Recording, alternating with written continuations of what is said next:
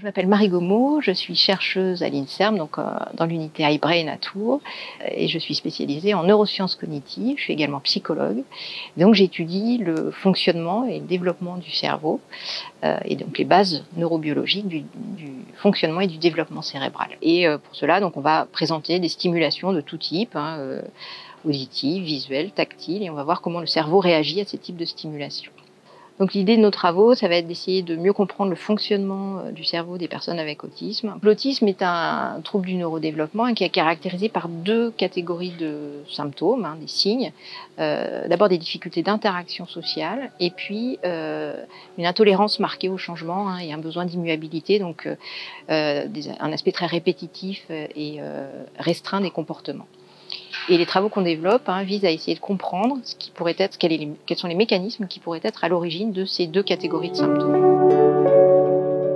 Donc, un des projets qu'on développe vise à essayer de comprendre ce qui est de la part des troubles sensoriels dans l'autisme et ce qui est plus en lien avec les difficultés à traiter les informations socio-émotionnelles en particulier. Donc pour ça, on a utilisé un modèle qui est le modèle du sourire, le sourire vocal, non pas le sourire sur le visage, mais le sourire vocal, qui va nous permettre, à partir de l'étude de la réactivité à ce sourire, de mieux comprendre les difficultés.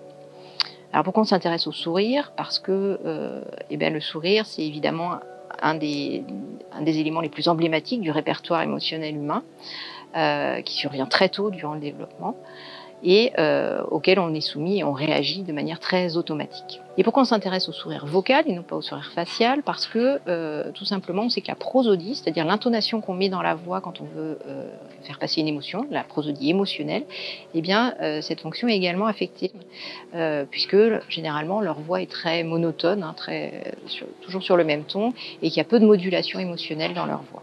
Donc la production en termes de prosodie émotionnelle est particulière et on se pose des questions sur leur perception de la prosodie émotionnelle, c'est-à-dire comment ils perçoivent eux-mêmes ces modulations de la voix et notamment les émotions qui passent à travers la voix.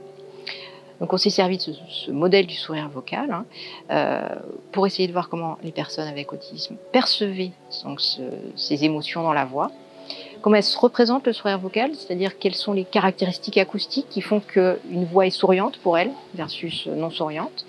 Et puis, dernière étape, comment elles réagissent à ce sourire vocal. Parce qu'on sait que quand on entend quelqu'un sourire, même si on ne le voit pas, on reconnaît qu'il sourit. Et puis, nous-mêmes, on va avoir une réaction très automatique, c'est-à-dire que nos zygomatiques vont se contracter au moment de la perception d'un sourire vocal. Et donc, on va avoir une micro-contraction qu'on peut enregistrer grâce à des électrodes. Et on va pouvoir voir si les personnes avec autisme vont pouvoir réagir ou non à ces sourires vocaux qu'elles vont entendre.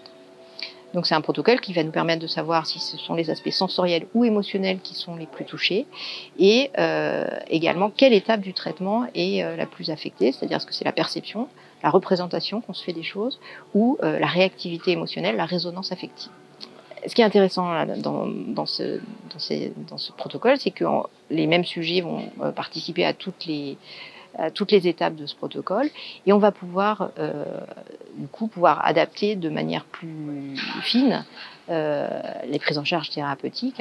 L'idée c'est ça, à terme, c'est pouvoir affiner la prise en charge pour chacun de ces sujets, puisqu'on saura chez chacune des personnes quelle est leur propre représentation du sourire et auquel cas on peut leur présenter des stimulations qui correspondent à leur propre représentation et voir si on va améliorer la réactivité et donc l'interaction qui va pouvoir se mettre en place progressivement. Merci à nos chercheurs pour ces brèves explications.